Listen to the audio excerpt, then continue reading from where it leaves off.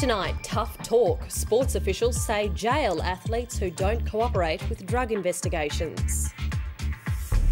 A Pope's farewell. Benedict's reign over the Catholic Church comes to an end. One long, hot summer, an Australian season for the record books.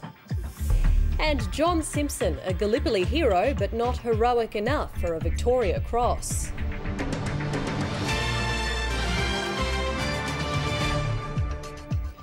Good evening, Siobhan Henu with ABC News.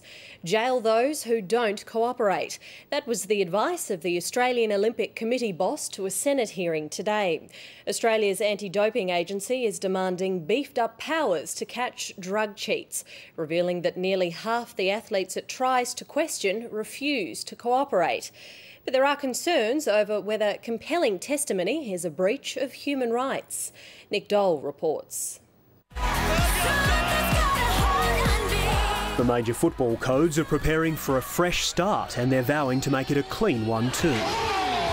Relatively few elite athletes have been caught doping in Australia, but the nation's Olympic chief says that's not the full story. We would be naive to think that it's not happening. The federal government's considering tougher penalties for athletes who fail to cooperate with drug investigations. A hefty fine is on the table, but John Coates wants jail time. Professional tennis players, professional soccer players, football players, now professional rugby, basketball. What is a penalty of $5,100 to these people? Investigators want to be able to force people to answer questions. The Anti-Doping Authority says nearly half the athletes it wants to interview about drug cheating refuse to cooperate. The people weren't there or said no, or then when we got there didn't want to talk to us. Some athletes believe the new powers would breach their human rights.